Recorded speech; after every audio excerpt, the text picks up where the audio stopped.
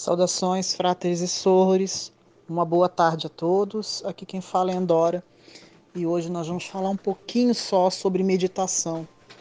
A meditação é uma prática milenar, ela é ancestral e é usada por muitas pessoas com outros formatos e nas mais diversas formas e culturas diferentes, em todos os tempos da humanidade. Ela nos permite acessar pedaços da nossa consciência esquecidos dentro da última gaveta, do último armário, debaixo de um monte de roupa suja que a gente vai colocando em cima. A oração é uma forma de meditação, mas a oração de uma forma correta, não mecânica. A ideia da meditação é fazer com que a gente acesse esses níveis sutis da consciência, níveis elevados da nossa consciência, deixando para trás o ego, a mecanicidade. Sendo assim, a gente livre da mecanicidade e das fantasias, das alucinações e das percepções erradas do mundo, pelos meios errados, a gente consegue vislumbrar aquilo que é real e que de verdade interessa ao nosso real ser, à nossa essência, àquela parte de nós que de verdade somos nós. No ritual de iniciação à segunda câmara, nas igrejas gnósticas atuais, existe uma parte, um determinado momento em que um sacerdote pergunta para o candidato, né, à iniciação, quem é ele? E depois pergunta qual é o seu nome. E aí você se dá conta naquele momento que saber o seu nome é apenas a identificação da personalidade, aquela parte indicada lá na casa 1 dos mapas astrais, das cartas natais, né? Mas está longe de ser a consciência de si mesmo, a consciência e a percepção de si mesmo. A parte de nós que veio lá de trás do centro de Deus e que vai voltar a Ele.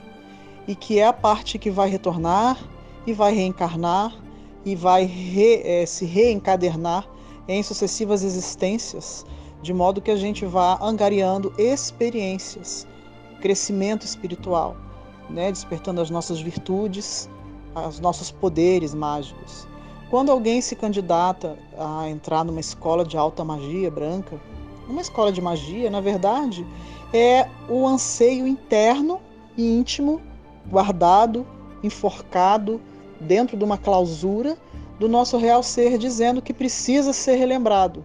E, infelizmente, algumas pessoas, na verdade, a maioria das pessoas desta humanidade, procuram da forma errada os meios que, ao invés de elevarem e enaltecerem o real ser, a essência, a chispa, o teurgo, o mago dentro de nós, enaltece o ego.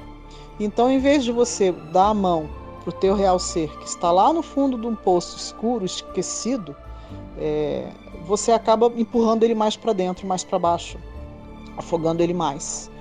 Então a gente precisa lembrar de que lado nós estamos dessa história. A nossa função aqui não é viver na mecanicidade, de modo algum ser instrumento de manifestação egóica, né? A gente precisa deixar de ser reativo e passar a ser proativo.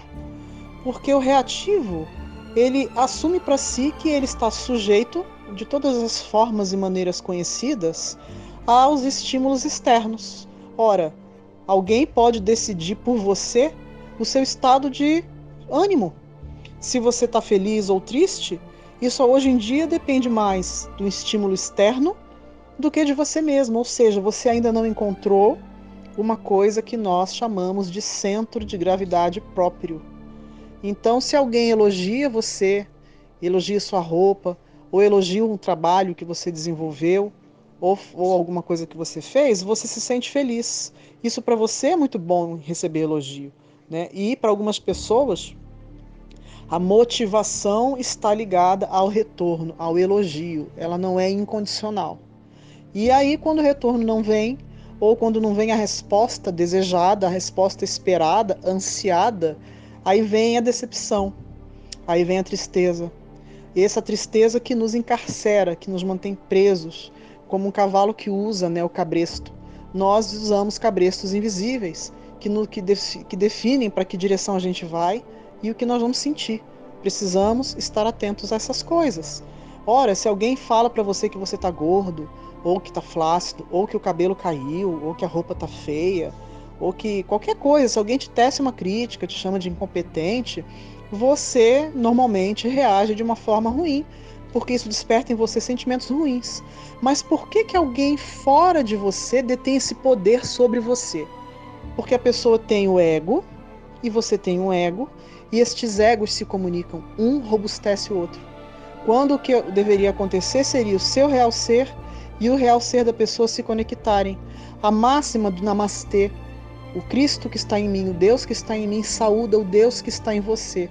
Todos nós temos um Deus habitando dentro de nós. Todos nós. Do bandido que matou 300 pessoas até o santo que se sacrificou em nome da humanidade. A diferença entre um e outro é que um tem a consciência verdadeira, né? Um tem a consciência desperta, o outro está a serviço do ego.